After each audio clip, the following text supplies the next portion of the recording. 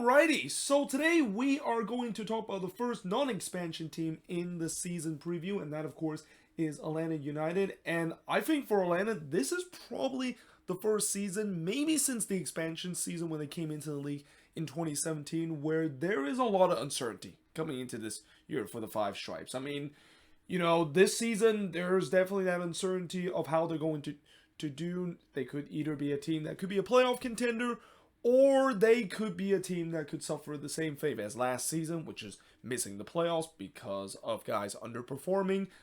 Injury crisis riddled the whole team, and not to mention, there is definitely some clash between their star player, Josef Martinez, and then the front office and the head coaching ring, which the good news for Atlanta is that at least they don't have to deal with that anymore because Josef Martinez is no longer there. And in some way, it's, again, kind of a bit of the end of the year for Atlanta United, knowing the fact that Josef was really kind of the last big piece that has been part of this team since its inception. Besides, I think the only player I can think of straight on top of my head that are still with this team since when Atlanta came into the league was Brad Guzan. And speaking of which, we'll talk about how the goalkeeping situation is going to be because, I don't know if Brad Guzan probably will be ready before the season begin. But in terms of last season, they did finish 10, 10, and 14 and finish with 40 points, but they missed out on the playoffs. To finish 11th in the Eastern Conference, did not qualify for the playoffs. It was a big failure for this team that had high expectation, once again thinking that, well, they made it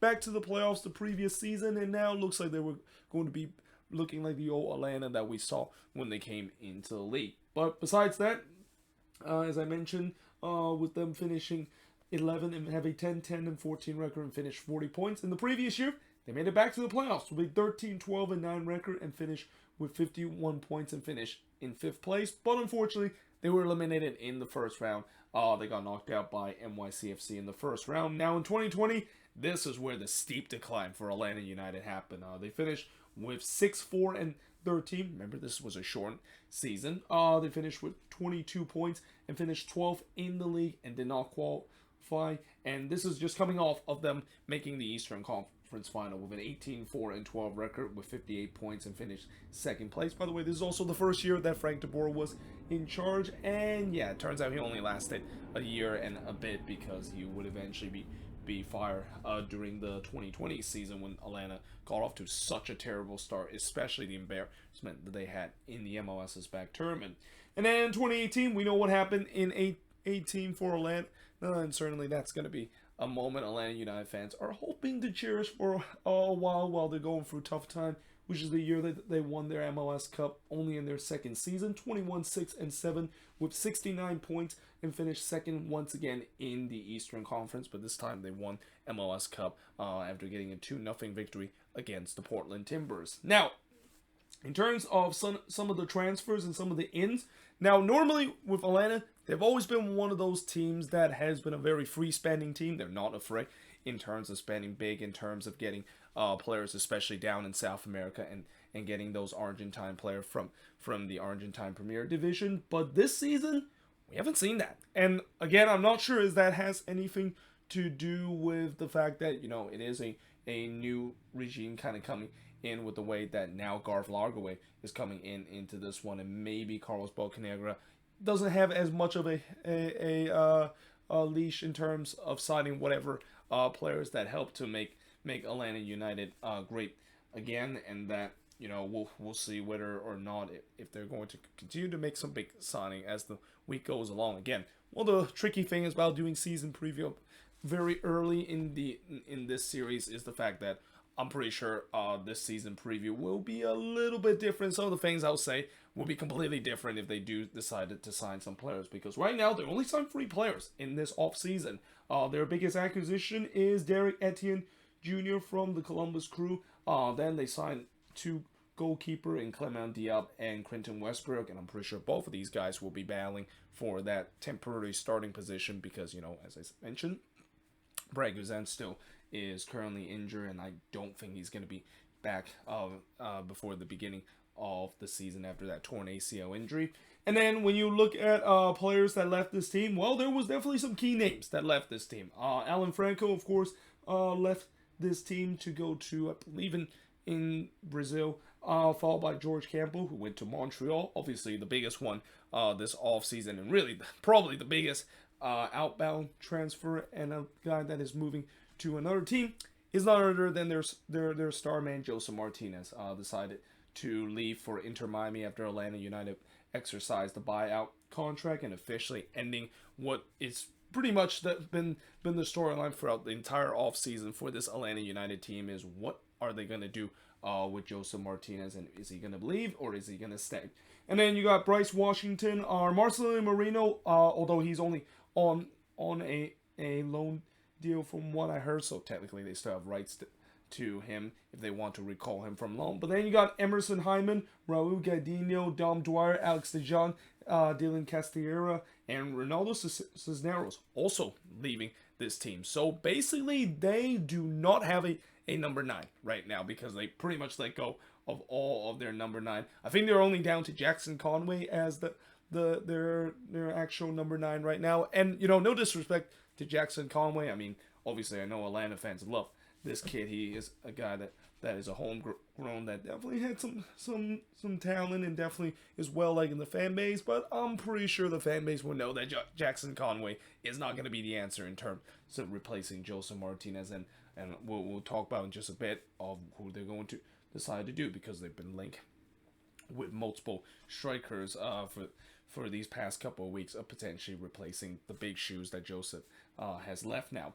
But in terms of the strength of this team, it's not every day I talk about how the fullback position would be actually a strength of this team, but that kind of is the case when you look at this Atlanta United team. I mean, on one end, you got Brooks Lennon, one of the best fullbacks in the league, especially a guy that, again, just like your modern type fullback, not afraid to bomb forward and whip in those crosses and also joining in the attack. And he kind of showed during his time with Atlanta United, and really ever since he arrived from RSL to Atlanta, he has been a dynamic force, especially on the attacking end. And also on the other side, you got Andrew Goodman, who continued to show you that he definitely has a lot of talent of himself. I mean, there was time where he was also starting to be a goal scorer, which that was kind of crazy to see because that was never his kind of pedigree in terms of scoring goals. But he's also another guy that can contribute a lot going forward on the attack and also can offer some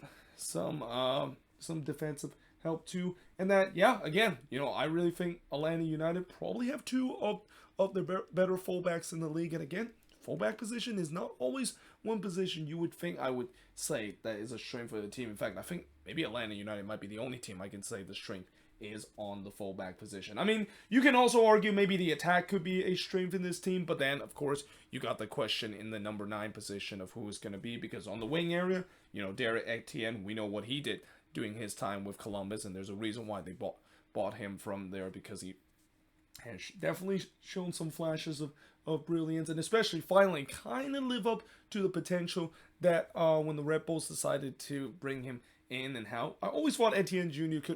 could have some potential to be a good winger, and last year was kind of really his breakout year. And then, of course, on the right with Luis Araujo. I mean, I know Araujo has kind of started to become a bit of a bust and a huge disappointment, but he's still a guy that when he's on, he is definitely on. And then not to mention their main number 10 in Thiago Almada, who, again, I think Almada definitely started to got better as the year goes along, and they're hoping that is going to continue as a transition into this year. So overall, I would say the attack could be another strength for this team, but obviously there's that question of who is, of course, going to be the number 9 of this team.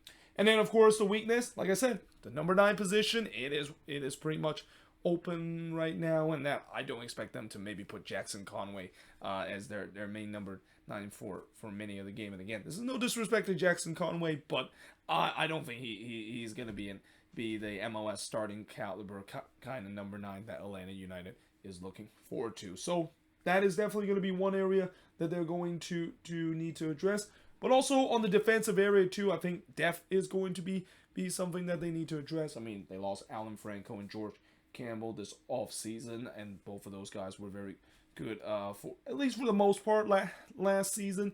So now you're basically down to just Peralta and assuming Miles Robinson is going to come back to this team. And while both of these guys are pretty good defender of their own, they don't really have a lot of depth after that. And I think In terms of the other weakness, I would say with this team, it's got to be the depth. I mean, the depth pieces is definitely something that is a bit of a weakness, and especially if are going through another injury crisis kind of season.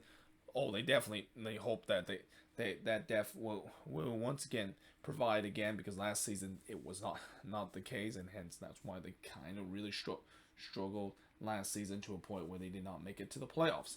Now, moving to the three big question for Atlanta United. I mean, the obvious big question would be, are they going to suffer a similar fate this year where injury is going to riddle their team? And most likely the answer would be no. I don't think they're going to suffer as bad of an injury crisis as they suffered last season. I mean, the injury crisis that they suffered last season were among the worst injury bad injury luck that I've seen any team has suffered. Probably right on point when Columbus, of course, after they won MLS Cup, where they just got struck down with injuries after injuries after their injuries. So I don't think this is going to be the case this season, though I won't be surprised if there's going to be a player or two that probably is going to be done for the season because of ACL injury. Because again, that turf at Mercedes-Benz Stadium, I have heard people say that it's not really that good, and that it has caused problem in terms of guys blowing their knees, and that again there's also that debate about players blowing their knees on turf compared to natural grass, and the debate of whether or not should we just maybe ask every team to mandate them to have natural grass. That's another debate for another day, but certainly I think we'll see a back-breaking injury like they did last season, where it was pretty much like almost weekly how there's always a player that went down because of season-ending ACL injury. But I don't think this year it's going to be the case. Instead, I think the one big question for this upcoming season is Gonzalo Pineda and Carlos Bocanegra. So, Gonzalo Pineda, when I do my hot seat index in terms of looking at all these head coaches and where they are in the hot seat index, you better believe Gonzalo Pineda is going to be right near the very top. I mean, I know Garth Lagerwey has come in, and, I think he'll definitely give Pineda more time and give him more benefit of doubt, knowing the fact that he was with the Sounders. But still, if he does not perform and if he does not get this team back to a playoff position, fans are going to turn on him. I mean, there was even times where last season I think fans were starting to really hate how Pineda, of course, set up the team, and the fact that he didn't really show any tactical kind of goodness that Atlanta fans thought that they did when he came to the job in his first season. And then not to mention Carlos Bocanegra, who is right now probably the most hated man right now in the Atlanta United fan base. I mean, this has been a guy that Atlanta United fans have been nonstop demanding him to get fired. And there could be a case that I think if I talk about both of these guys, who's probably under the most pressure, it's got to be Bocanegra. I mean, you now knowing the fact that Darren Eales is no longer there, and I think for a long time, maybe Bocanegra got the benefit of the doubt because, he probably had some good relationship with Darren Eales, and maybe Eales gave him enough chances to kind of redeem himself after some mind-boggling mistakes that Bocanegra has made during his tenure with Atlanta United. Well, he doesn't have that luxury anymore. I mean, Garth Lagerwey, know that if things does not work out, he's going to listen to the fans, and that the fans want Carlos Bocanegra out, and that I think Bocanegra could potentially lose his job if this season doesn't turn around, especially some of the signings that he has, which is also maybe another reason why Bocanegra might not be as aggressive this season as previous year, because he knows that, he's got to get this right. He has to get these signings right. If he does not get it right, he's going to have himself shown the door this season. If this team does not perform well, and some of the signings that he made turns out to be huge busts again.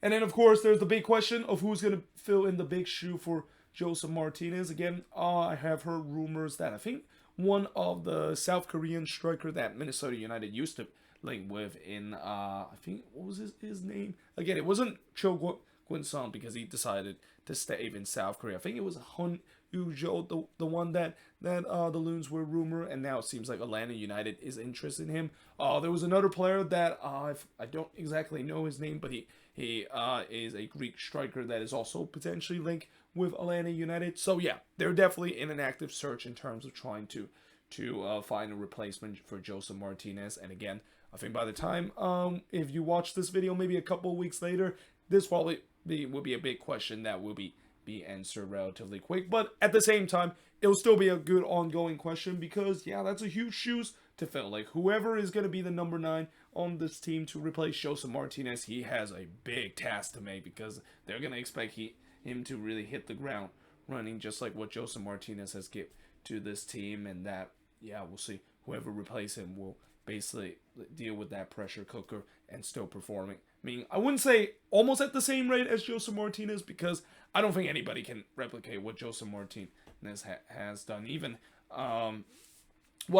especially before his injury. Maybe after his injury, I think there are certain strikers that can produce what Josef Martinez has had, but certainly, again, whoever is going to be there, they got to perform well, because if they don't perform well, then yeah, you know fans are going to quickly turn on him and are already thinking about maybe it was a mistake decided to let go of Josef Martinez, even if Josef had expressed his unhappiness toward the front office.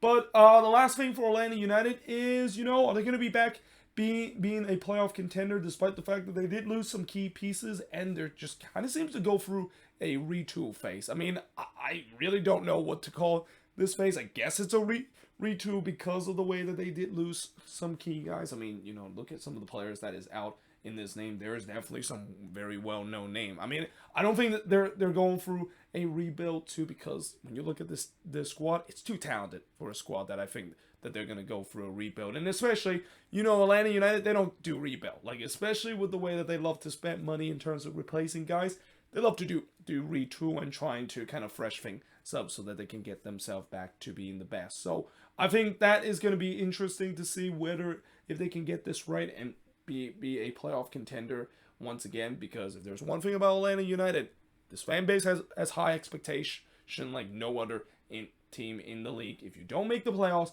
it's going to consider a huge failure. In fact, making the playoffs for this team has always been just the bare minimum in terms of the expectation. Like, this team needs to make the playoffs. They need to go on a deep run, just like what they did in the first couple of seasons, and we'll see whether or not if that is going to be the case. And I'm also going to reluct to use the phrase when we see the old Atlanta, because I think many people can accept the fact that we're probably not going to see like the old Atlanta that we saw in the first 2 seasons under Tata Martino, where this was just a free scoring kind of type of team. But let me know in the comments below if you're an Atlanta United fan. What do you think of this season preview? And as always, what do you think about some of the strength and the weakness and some of the transfers that Atlanta United have done so far? And then also, what are the 3 big questions coming into this team for this upcoming season? But until then, hope you guys enjoyed this video. If you do, make sure you guys do like, smash the subscribe button, and yeah, I of course will see you guys next time.